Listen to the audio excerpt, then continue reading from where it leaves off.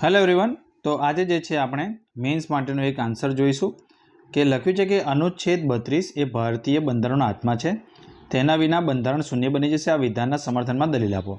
Article 32 is soul of Indian constitution. Without it this constitution would be nullity. Give arguments in support to this statement.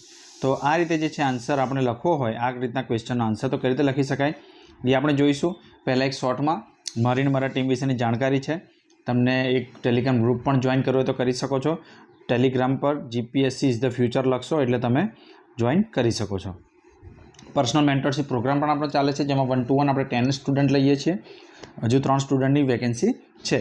તો 1000 rupees per month હોય છે, જેમાં daily practice question subject wise આપવામાં આવે છે. એનું evaluation પણ કરી આપવામાં આવે છે. તમે આના ઉપર મારો અને ટેલિગ્રામ પર ગ્રુપનો પણ કોન્ટેક્ટ કરી શકો. તો @bhargavgovt અને @GPSC is the future link તમને ડિસ્ક્રિપ્શનમાં પણ મળશે અને તમે સર્ચ કરીને પણ કરી શકો છો. તો જોઈએ, તો આન્સર લખતા પહેલાં કઈ વસ્તુનું ધ્યાન આપવાનું કે એક તો 32 આર્ટિકલ 32 પર પૂછ્યું છે. બીજું કે એના સમર્થનમાં દલીલ આપવાની છે, એટલે એના વિરોધમાં કોઈ દલીલ આપવાની જરૂર નથી. જો ક્રિટિકલી ઇવેલ્યુએટ લખી હોય તો તમારે પક્ષ અને વિપક્ષ બંનેમાં લખવું પડે, પણ આમાં જે છે તમારે ફક્ત પક્ષમાં લખવાનું થશે. તો ઇન્ટ્રોડક્શન શું આપી શકાય?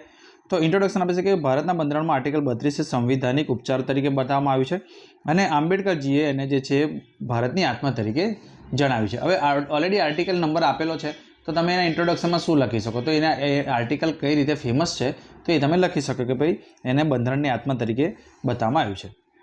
પછી સમર્થનમાં દલીલો કે જે મેઇન હાર્ડકોર ક્વેશ્ચન છે એને તમે બોક્સ બનાવી દો. ત્યારબાદ એક કે આર્ટિકલ 32 અનુસાર જ્યારે કોઈપણ નાગરિકના મૂળભૂત હકોનું હનન થાય તો તે સીધો સુપ્રીમ કોર્ટમાં જઈ શકે છે. પછી 1.1 કરીને તમે એનું થોડું ઇલેબોરેટ કરો કે ભાઈ બંધારણના જે નિર્માતા હતા એ લોકોનું માનવું હતું કે મૂળભૂત અધિકારો તો આપ્યા છે, પણ એને પ્રોપરલી લાગુ નહીં થાય તો કોઈના મૂળભૂત અધિકારોનું હનન થશે તો શું?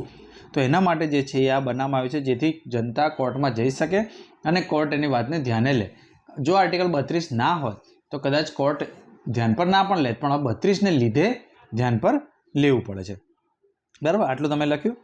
ત્યારબાદ બીજા નંબરનો પોઈન્ટ લખી શકાય કેમ એને આત્મા કહેવામાં આવે છે કે 32 અંતર્ગત સુપ્રીમ કોર્ટ રીટ પણ બહાર પાડી શકે છે કે ભાઈ જે નાગરિકોના જ્યારે પણ સરકાર દ્વારા અથવા કોઈ અન્ય વ્યક્તિ દ્વારા અથવા ઓર્ગેનાઇઝેશન દ્વારા એના મૂળભૂત હકોનું હનન થાય તો વ્યક્તિ તો જઈ જ શકે છે, પણ માનો કે વ્યક્તિ ના ગયો તો કોર્ટ પણ સામેથી જે છે રીટ બહાર પાડી શકે છે કે બંદી પ્રત્યક્ષીકરણ રીટ, કે ભાઈ તમે એમને બતાવો તમે કયા આધારે એમને જે છે એ ડિટેન કર્યો છે.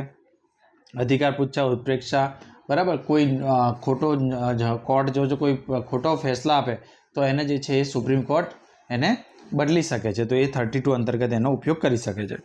બીજું, આનાથી જે છે વ્યક્તિની સ્વતંત્રતા અને ગરિમા, એટલે આર્ટિકલ નંબર 21 જે છે, આમાં ખરેખર આર્ટિકલ પણ લખવું જોઈએ કે આર્ટિકલ નંબર 21 જે right to life with dignity, એ પણ જે છે 32થી એને રક્ષણ મળે છે. ન્યાયતંત્રમાં પારદર્શિતા આવે છે. બરાબર, બંધારણની જે વેલ્યુ, જે કોર વેલ્યુ છે, બેઝિક સ્ટ્રક્ચરનો એ પાર્ટ છે. તો આટલું તમે લખી શકો. ત્યારબાદ ત્રીજા નંબરનો પણ પોઈન્ટ એમાં લખી શકાય કે બંધારણ જે છે આપણા નાગરિકોને સામાજિક, આર્થિક, રાજનીતિક, ન્યાય, વાણી, વિચારની સ્વતંત્રતા, ધર્મની સ્વતંત્રતા આપે છે. તો આ દરેક અધિકારને લાગુ કરવા માટે, અધિકાર તો આપી દીધા પણ એને લાગુ કરવા માટે આર્ટિકલ નંબર 32 જરૂરી છે. આર્ટિકલ નંબર 32 સરકાર ઉપર જે છે એ આ મૂળભૂત અધિકારો લાગુ કરવાનું એક દબાણ ઊભું કરે છે. તો આ રીતે તમે એને જસ્ટિફાઈ કરી શકો કે કેમ એને બંધારણની આત્મા કહેવામાં આવે છે. જો ક્વેશ્ચન છે ને કે બંધારણનો આત્મા છે, આના વગર બંધારણ શૂન્ય બની જશે, તો ગમે એટલું સારું બંધારણ તમે બનાવ્યું પણ એ લાગુ કરવા માટેનો એક નિયમ જે છે 32માં લખેલો છે, તો એના માટે તમારે દલીલ આપવી પડે. ત્યારબાદ એક કન્ક્લુઝન તમારે લખવું પડે, જે બેલેન્સ કન્ક્લુઝન હોય, જેમાં લખી શકો કે ભારતનું બંધારણ વિશ્વનું શ્રેષ્ઠ બંધારણ છે. એમાં સરકાર કરતાં નાગરિકોના હિતોને વધારે ધ્યાનમાં રાખીને બનાવવામાં આવ્યું છે. તો આ રીતે તમે જો આન્સર લખો તો તમે 10માંથી 6.5, 7, 7.5 સુધી માર્ક મેળવી શકો છો. અને આને લીધે તમે જે તમારું, હું તો કહું, સિલેક્શન તો કન્ફર્મ થશે જો તમારા 10માંથી બધામાં એવરેજ 6, 6.5, 7 માર્ક આવ્યા હતા, તમે ટોપ 30માં પણ આસાનીથી આવી શકો છો. તો જો તમે આ રીતે પ્રેક્ટિસ કરવા માંગતા હોય, અમારી ટીમ સાથે, અમારી સાથે જોડાવા માંગતા હોય તો 1000 રૂપીઝ એની ફી છે અને યુટ્યુબ પર આપણે ફ્રીમાં વિડીયો મૂકીએ છીએ. તો લાઇક, શેર, સબસ્ક્રાઈબ જરૂર કરજો. ફરી મળીશું. Thank you. જય હિન્દ.